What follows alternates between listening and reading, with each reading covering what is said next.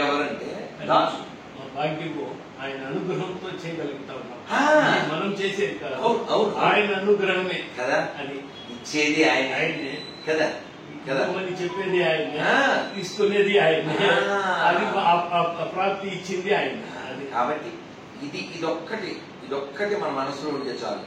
తవదాసోహం తవదాసోహం తవదాసోహం దాశరథే మొరవిని వినుమ మరువ సమయమ తవదాసోహం దాశరథే. అందుకనే ఆయన్ని వినమని, ఆయన్ని తినమని, ఆయన్ని కనమని అంటే చూడమని, ఇది మనం అడుగుతూ ఉండాలి. అందుకనే అన్నమయ్య చెప్తారు, ఎంత బాగా చెప్తారు. కొలువుడి భక్తి కొండల కోనేటి నిలయుని శ్రీనిధి అయిన వాణి. కొలువుడి భక్తి కొండల కోనేటి ఆది దేవుని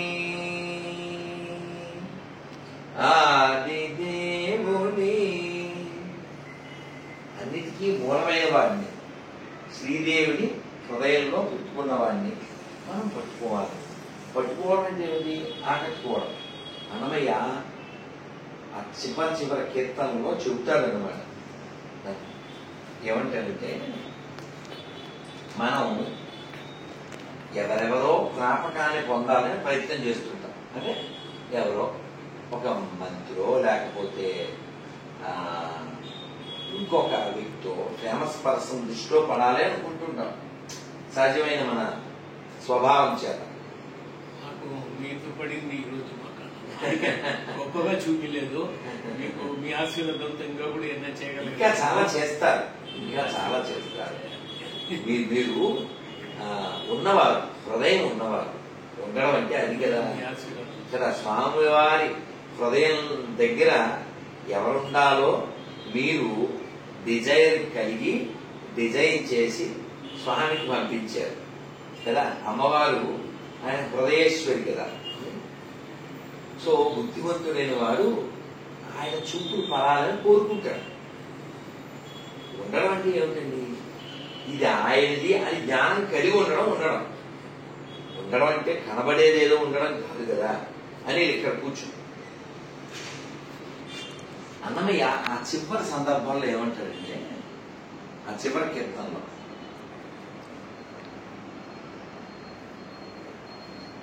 అతని కరుణారసంబు అబ్బగుండకగదా, అతని కరుణారసంబు అబ్బగుండకగదా, బతిమాలి పలుగడల పారాడవలసే. అతని కరుణారసంబు అబ్బగుండకగదా, బతిమాలి పలుగడల పారాడవలసే. ఎంత కాలము కదా ఈ దేహధారణము, చింతా పరంపరల చిక్కుబడవలసే. ఎన్నాళ్ళుంటుంది? ఏమో, ఉన్నంతకాలం ఏదో చిక్కుల చింత ఉంటుంది. కాబట్టి మనం కాని ఆయన దృష్టిలో పడకపోతే, అతని కరుణారసంబు అబ్బకుండకగదా, అంటే ఆయన చూపులు మన మీద పడకపోతే, బతిమాలి పలుగడల పారాడవలసే. చాలా ఇళ్లలో పుట్టవలసి వస్తుంది, గడలని గడపలు, ఎన్నో గడపల్లో పుట్టవలసి వస్తుంది.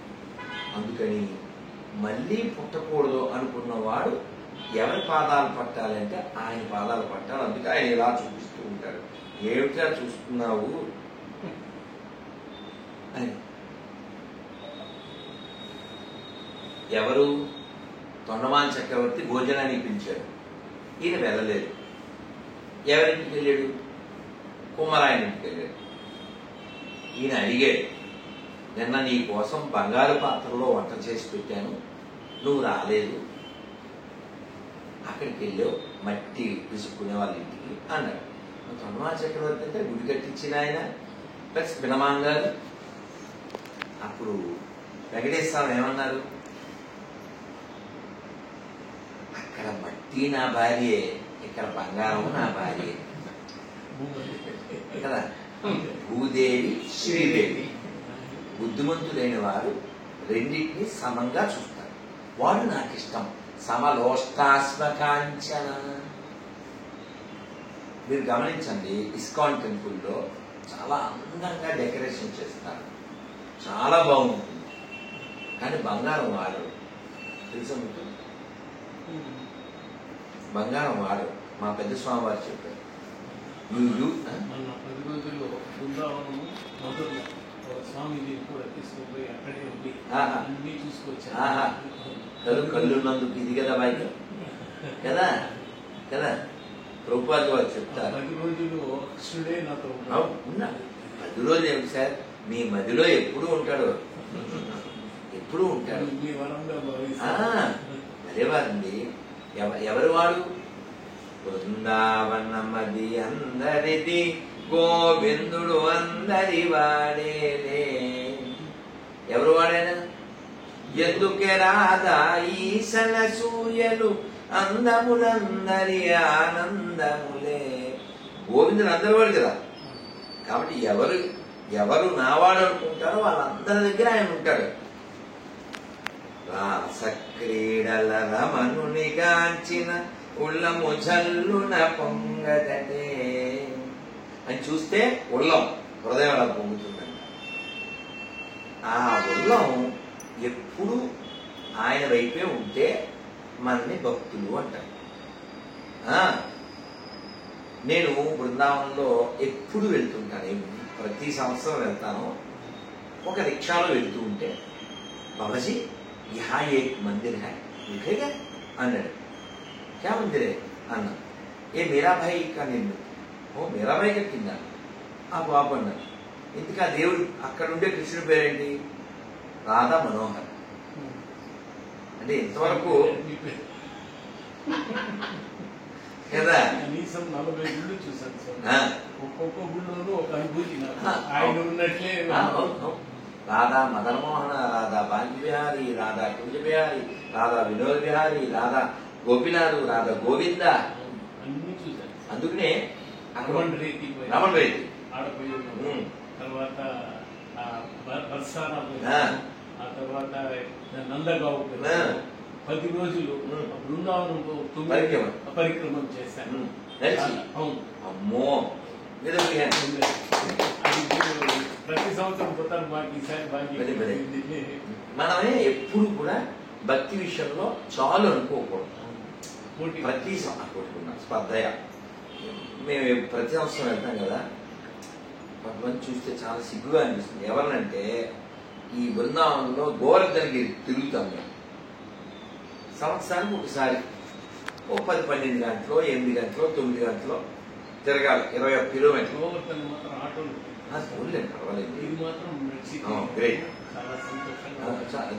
అసలు మీరు ఆ ప్రయత్నం, ఆ సాహసం చేయడం మీరు చిన్న విషయం కాదు.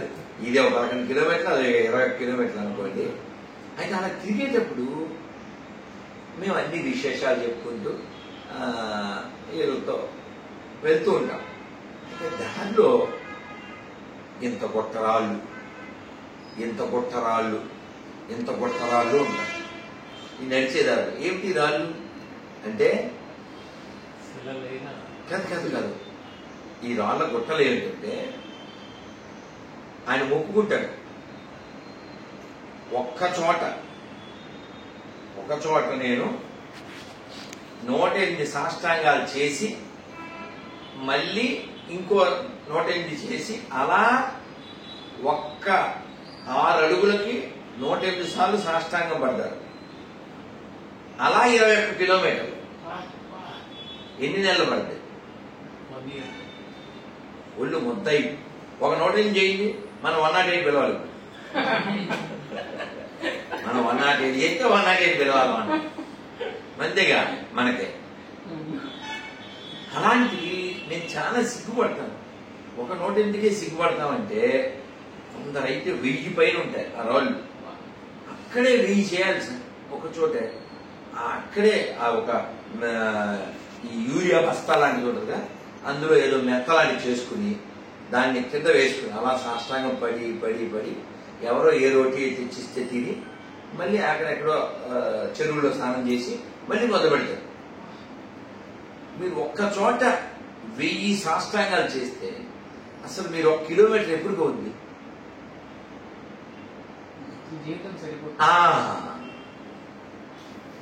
సో ఎంత డెడికేట్ అంటే ఒకసారి ఏడ్చేసాను. ఎందుకు ఏడ్చానంటే ఈ గోవర్ధన్ గిరి పరిక్రమ చేసి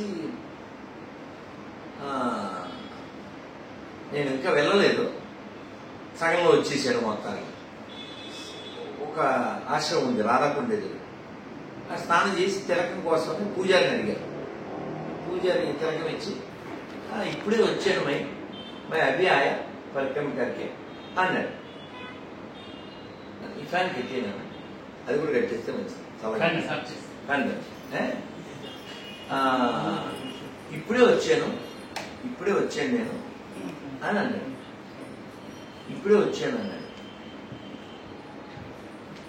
ఆయన రోజు 3 హారతులు ఇస్తాడు గుళ్ళో పూజారి, 3 హారతులు ఇస్తాడు.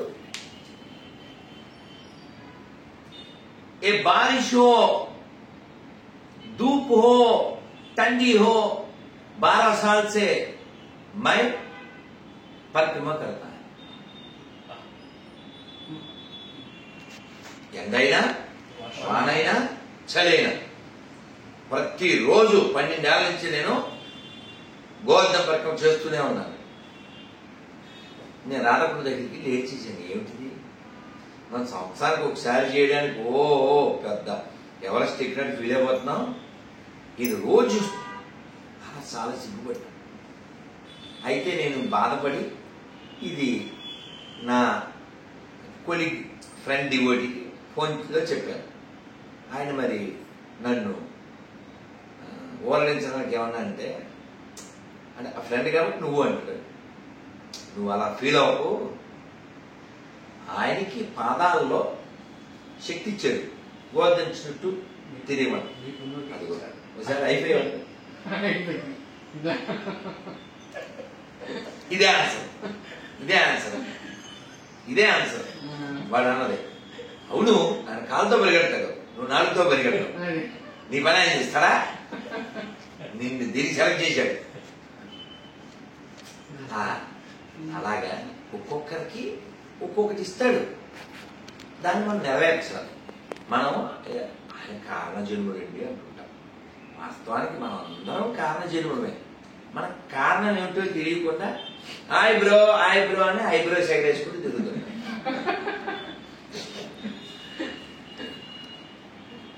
కాబట్టి ఇప్పుడు ఓ వస్తువు ఓ పర్పస్ ఉండదా ఉండదు? చిన్న ఏ పేద హరితేజ్ ఈ మాల ఎందుకు తెప్పించారు ముందే అంటే పర్పస్ కదండి, అవునా కదా? అవునా? మరి ముందు నేను రావడానికి ముందే మాల, ప్లేటు, నీళ్లు, బొట్టు అంతా రెడీ చేశారా? ఒక గెస్ట్కే మీరు ఎంత కేర్ తీసుకుంటే భగవంతుడికి మనం పిల్లలం కదా, ఎంత కేర్ తీసుకుంటాం? అవునా? ఆయన కేర్ ఎంత తీసుకుంటాడు అని చెప్పడానికి ఆ బృందావనంలోనే రాజేంద్ర ప్రసాద్ జీ మహారాజ్ అని ఒక ఆయన, పరాశర మహారాజ్ అని ఒక ఆయన, ప్రేమానంద మహారాజ్ అని చాలా గొప్పోళ్ళు. వాళ్ళ ఉపన్యాసాలు మాట చెప్పాడు. అంటే భగవంతుడు కిట్నా వ్యవస్థ కింద ఎంత పెద్ద వ్యవస్థ ఇస్తాడంటే, పిల్లవాడు పుట్టడానికి ముందే అమ్మ దగ్గర పాలు ఏర్పాటు చేస్తాడు. అంటే నువ్వు కాసేపట్లో వాడు డెలివరీ అయ్యి బయటకు వస్తాడంటే ఆ పాలు రెడీ ఏంటి, వాడు నెల ముందు ఉండవే. దానికి ఆయన ఏమన్నారంటే, స్వామి ఎక్కడ పడుకుంటారు పాలకడలిలో శేషశయ్యపై శయనించే శ్రీపతివో. పాలకడలిలో పడుకుంటాడుగా, ఎందుకు అంత పెద్ద సముద్రం ఆయనకి లేదు. Direct connection for every child. నీకు ఈ పాల ఎక్కడి నుంచి వస్తుంది? ఆ పాలకడల నుంచే. ప్రతి బిడ్డకి ఆ టైంకి ఏర్పాట్లు ఎవరు చేశారు? కాబట్టే ఏమండి ఈ ఉద్యోగం వదిలేసి వెళ్ళిపోతున్నారు ఎలాగండి అన్నారు తూము నరసింహదాసు గారు. ఆయన అన్నారు, రాముని నమ్మిన వాళ్ళు ఎప్పుడు చెడిపోరు, నా ఉద్యోగం అంతా రాముడితోనే. రాముని వారము మాకేమి విచారము, రామా నీదే భారము, నీవే మాకు ఆధారం. రాముని వారము మాకేమి విచారము, రామా నీదే భారము, నీవే మాకు ఆధారము. ఇది కదా ఫెయిత్ అంటే, అవునా? అందుకని మనం విశ్వాసం కలిగి ఉండాలి. అంతా మీరు ఇందాక అన్నమాటే, చేసేది చేయించేది అంతా ఆయన. మనం సీసీ కెమెరాలు పెడతాంగా, ఆ సీసీ కెమెరా అందరికంటే పెద్ద కెమెరా లోపలే ఉంది.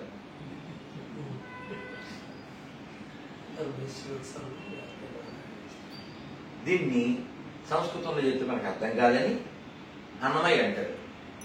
చూడక మానవు చూచేటి కన్నులు ఎడనీవైన ఇతరములు. స్వామి నువ్వు చూడడం ఏమన్నా ఉన్నాయా? నువ్వు చూడడం ఏమన్నా ఇతరం ఏమన్నా ఉందా? లేదుగా, అంతా నీదే. దీనికి ఉదాహరణ కనకదాసు. ఈ కనకదాసుని గురువుగారు క్లోజ్గా ఉంటున్నారు. మిగిలిన వాళ్ళకి మరి కలిపి బర్ణాలు ఏంటండి ఎప్పుడు చూసినాను వాడితో బాగా క్లోజ్గా ఉంటారు అని కొంచెం అక్కసు వెళ్ళగాకి, సరే రా టైం వస్తుంది నేను చెప్తాను అని ఓ రోజు అరటిపళ్ళు తెప్పించి, ఒరే అందరూ తీసుకోండి, ఎవ్వరూ చూడకుండా తిని రావాలన్నారు.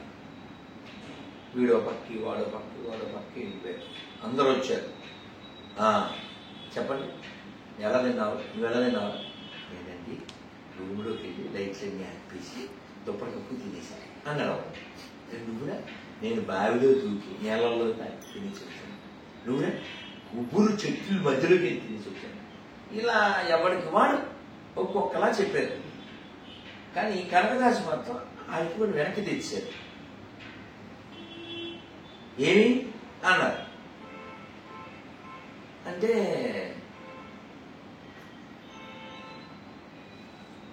మీరు కండిషన్ పెట్టారు కదండి. ఏం కండిషన్? ఎవరు చూడండి. అది ఎలా కుదురుతుంది గురువు గారు? ఎవరు చూడకుండా ఎలా తింటాం? ఆయన చూస్తున్నారు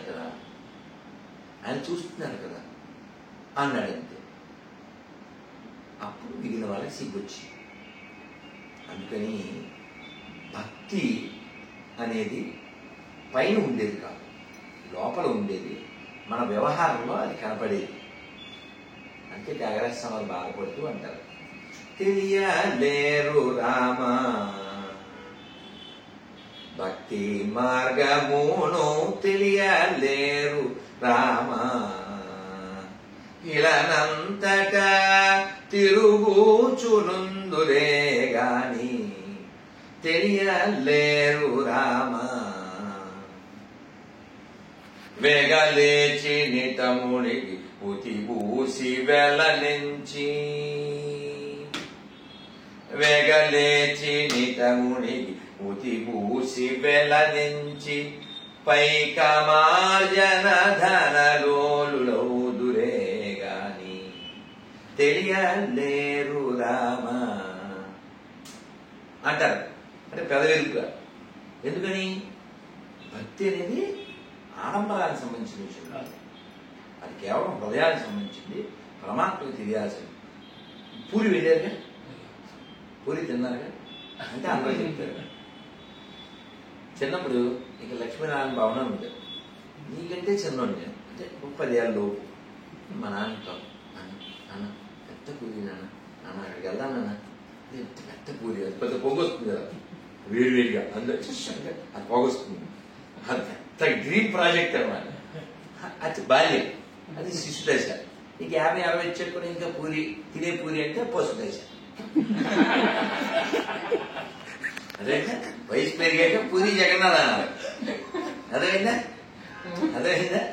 సో ఆ పూరిలో భగవంతుడికి అంటే ఒక ధనికుడు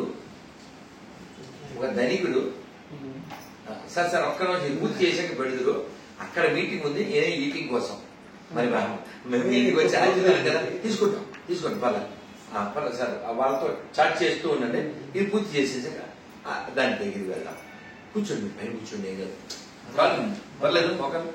నాకు ఏమైనా చూస్తే ఏం గుర్తించిందంటే, బృందావనంలో ఒక సాధువు ఉన్నారు, దౌర్తాయ్ అంటే జస్ట్ ఒక 90 ఏళ్ళు చూసాను వీడియో, కానీ 90 years 90 సాల్ అని బృందావనం తిరగడండి, వాక్ చేయడు, పెద్ద సోళం ఒకటి పట్టుకుని 45 నిమిషాల్లో 10 కిలోమీటర్లు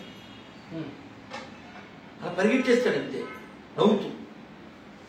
రోజు పొద్దున్నే తెల్లగట్ల మూర్తిలో నవ్వుతూ, చేతిలో దండం పట్టుకుంటాడు, చేతిలో మళ్ళీ కమండలో పట్టుకుంటాడు, ఓ గోచి హోపిన మధ్య బాబు ఎంతమంది ఉన్నారు గొప్ప. సరే, ఇప్పుడు పూరి విషయం చెప్పేస్తా.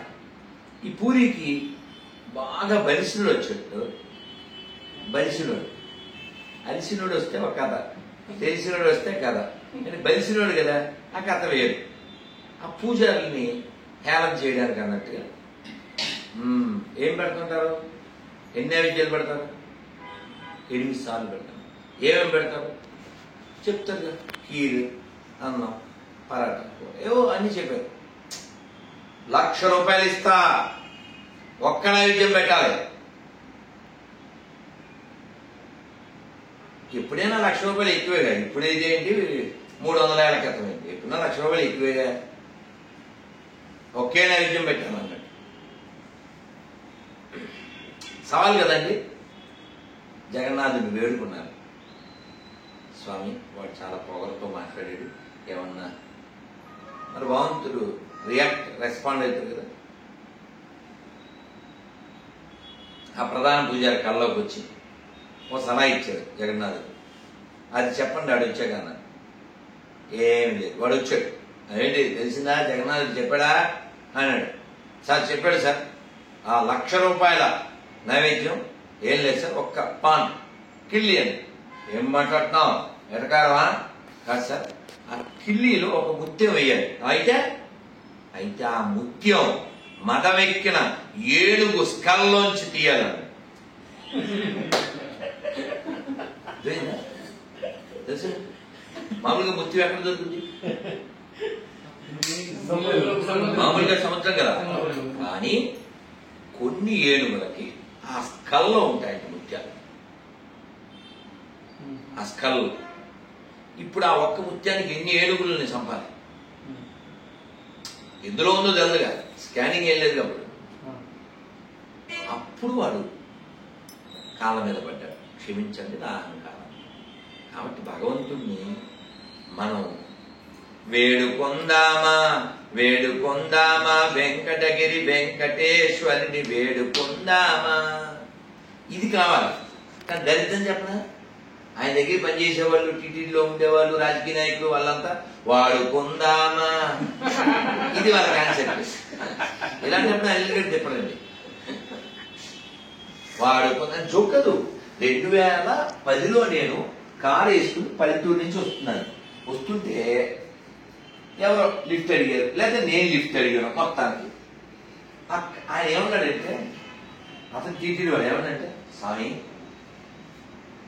పెద్ద ఆయన అక్కడ నిలబడి సంపాదిస్తుంటే వీళ్ళు పొడుగు తగలేస్తున్నారు స్వామి. ప్రాక్టికల్ కదా, అవును కదా. సో కాబట్టి దేవుడు సొమ్ము తినకూడదు. నేను ఓ ప్రెస్ మీట్ లో చెప్పాను అనమాట. అదేమిటంటే అనేది ఎదురుగానే, అదేమిటంటే ఎవరైనా దేవుడి విషయంలో వేషాలు వేయకూడదు. కాంతో గేమ్స్ ఆడితే పర్వాలేదు. ఇప్పుడు పాకిస్తాన్ ఏమైంది, మనతో గేమ్స్ ఆడితే సో ఇక్కడ తెరా బాప్ హై చూపించారు కదా ఓ పాప్ హై ఓ పాక్ హై యహా ఉస్కా బాప్ హై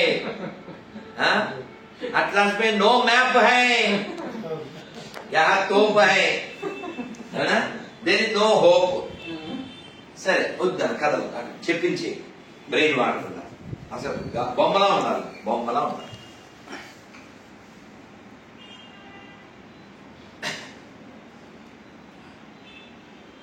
మనం వినయంతో ఉంటే భగవంతుడు చాలా విధేయంగా ఉంటాడు.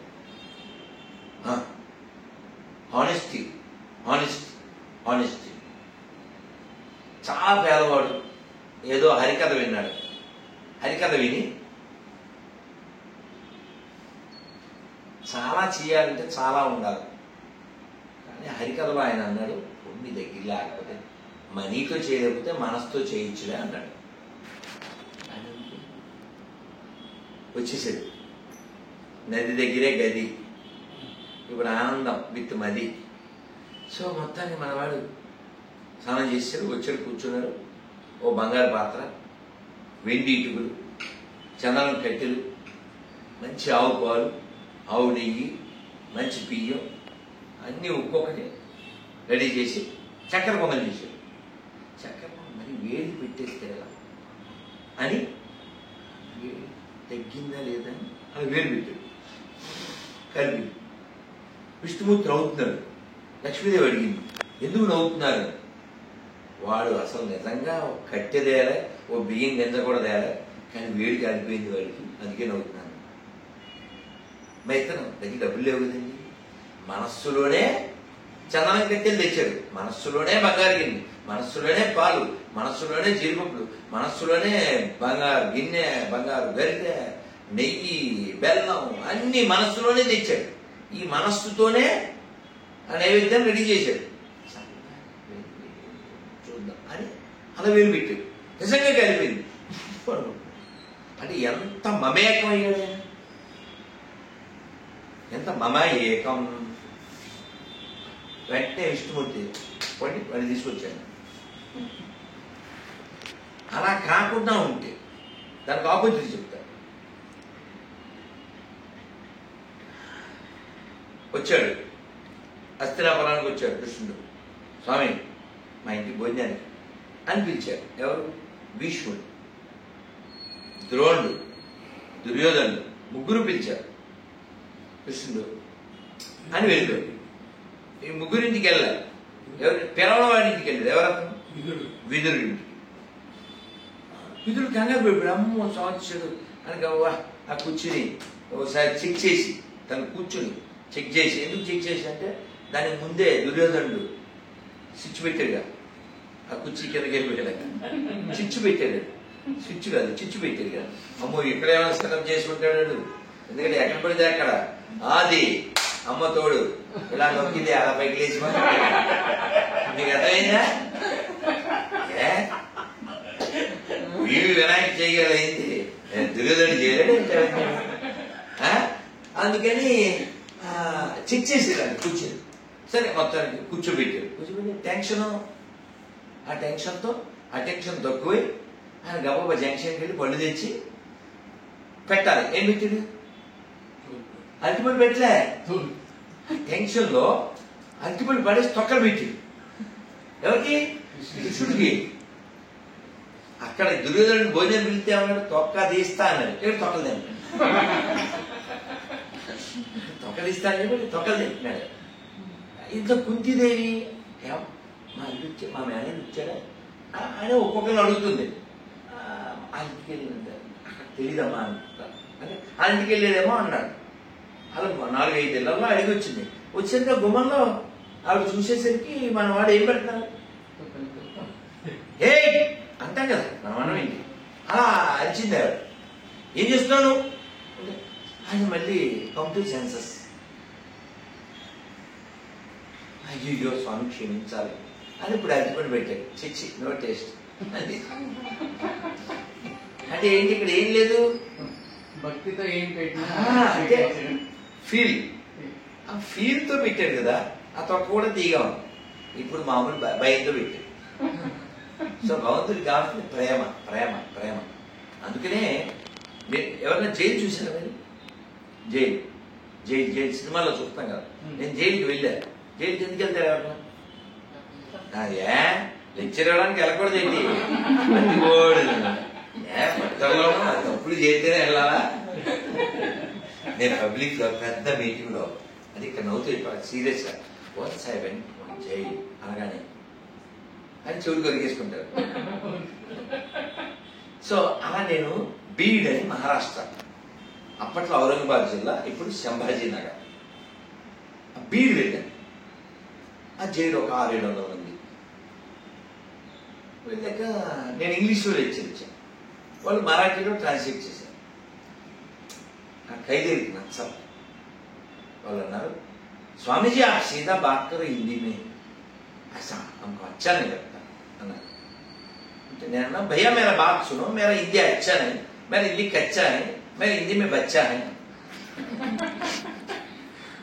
नहीं आप अच्छी बात है बता.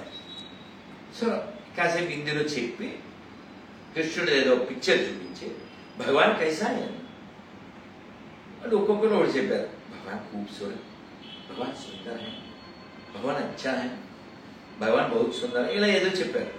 నేను అన్నాను, हाँ भाई हाँ, भगवान बहुत सुंदर है, सबके अंदर है, तू नहीं बोले तो हम सब बंदर है. అదేనా బందర్ అంటే కోతి. భగవంతుడు చాలా అందగాడు, అందరిలో ఉండువాడు. ఆయన అలా ఉంటాడని నువ్వు తెలుసుకోలేకపోతే నువ్వు కోతిలే అంత. అందర హై ఏ సుందర హై. అప్పుడు నేను అంత పాట పాడించాను. ఆ పాట మనం పాడేసేసి మనం వెళ్దాం. మరి పాప అక్కడ మీటింగు, తాతయ్య దగ్గర ఈటింగు, లేకపోతే బీటింగు. అందరూ పాడండి, పాడాక వెళ్ళిపోదాం. పాపం అక్కడ జనం గ్యాదర్ అవుతారు కదా. చక్కగా చెప్పండి. ఇది సార్ నాన్న స్పూను చెప్పడం నేను రాను. సో చెప్పండి చక్కగా. ప్రేమ ముదిత మనసే కహో. నెమ్మదిగా చెప్తాను, నెమ్మదిగా చెప్పండి. చాలా తీగా పాడండి. ఫోన్లు అవి ఉంటే సంఖ్య పెట్టండి. ప్రేమ ముదిత మనసే కహో. నెమ్మదిగా. ప్రేమ ముదిత మనసే కహో. రామ రామ రామ నెమ్మదిగా చెప్పి తర్వాత దీర్ఘంలోకి వెళ్ళాం. ప్రేమ ముదిత మనసే కహో. రామ రామ రామ రామ రామ రామ రామ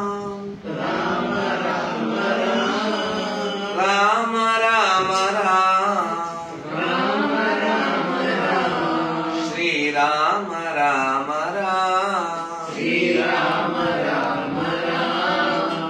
ప్రేమ ముదిత మనసే కహో. రామ రామ రామ రామ రామ రామ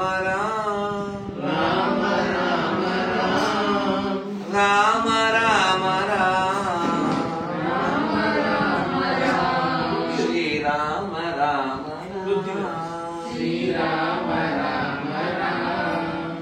పాప మిటే దుఃఖ కటే. ఏక రామ నామ